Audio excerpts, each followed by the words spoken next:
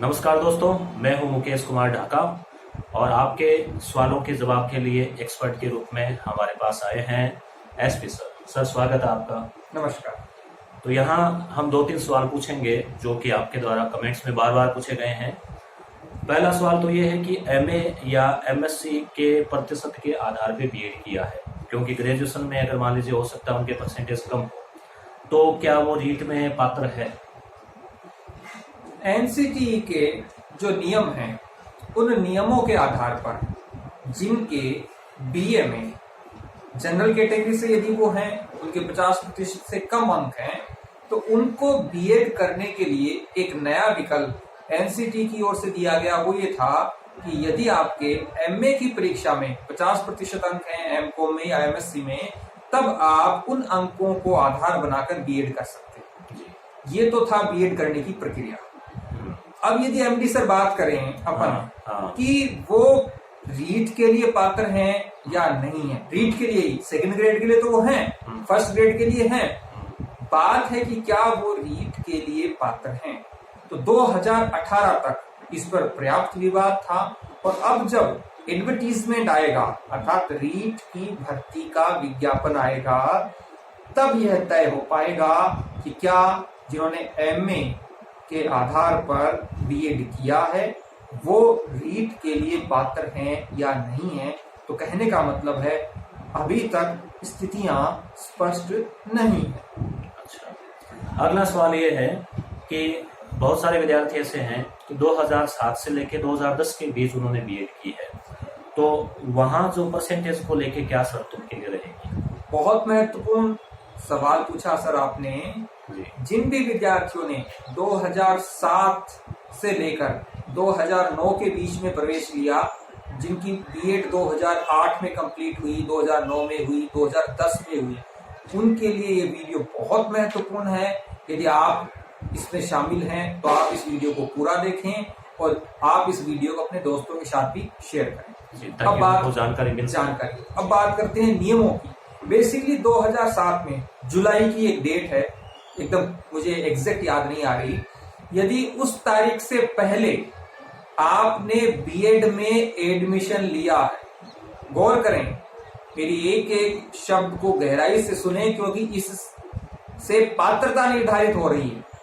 यदि आपने उस डेट से पहले एडमिशन लिया है तो आप किसी भी कैटेगरी से हो, कुछ भी हो, कोई भी प्रतिशत की मान्यता नहीं है। वो जुलाई की कोई डेट है, और अगर अपने को मिलती है तो कमेंट में हम बताएंगे उसको। गजट मुझे मिली नहीं वो एग्जैक्ट डेट। उस डेट के बाद मान लीजिए जुलाई की डेट, जुलाई 2007 के बाद, लेकिन 31 जुलाई 2009 से पहले आपने यदि बीएड में प्रवेश लिया है, मैं रिपीट करता हूं अपने इस वाक्य को, जुलाई 2007 से लेकर 31 जुलाई 2009 के बीच में यदि आपने बीएड में प्रवेश लिया है, तो यदि आप जनरल कैटेगरी से बिलोंग करते हैं तो आपके न्यूनतम 45% अंक होने चाहिए स्नातक में। और यदि आप रिजर्व कैटेगरी अर्थात ओबीसी, एससी या एसटी से बिलोंग करते हैं तो आपके स्नातक में 40% अंक होना अनिवार्य है। किन विद्यार्थियों के?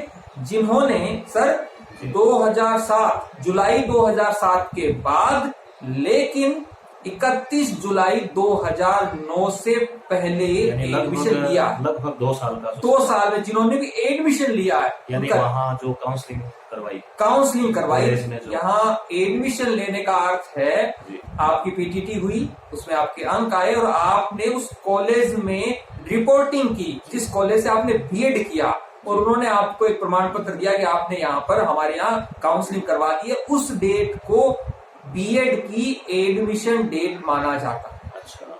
लेकिन अब इस सवाल का जो अंतिम पड़ाव है वो बहुत महत्वपूर्ण है।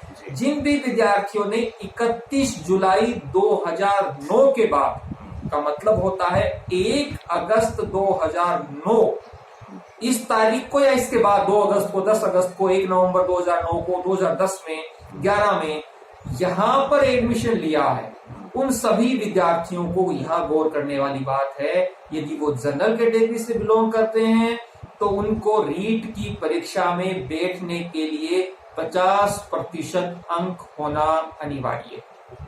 अच्छा, यदि आप रिजर्व कैटेगरी से हैं, मैं जब रिजर्व कैटेगरी कहता हूं उसका मतलब होता है ओबीसी, एससी और एसटी। इन कैटेगरियों से यदि आप बिलोंग करते हैं और आपने 1 अगस्त 2009 के बाद बीएड किया है, चाहे वो 9 में हो, 10 में हो, 11 में हो, 12 में हो, 15 में हो, तब आपके 45% अंक, पूरे 45%, यदि 1 पॉइंट भी कम है तो वो कम ही है, तो पूरे 45% अंक होने चाहिए या उससे अधिक होने चाहिए। किनको?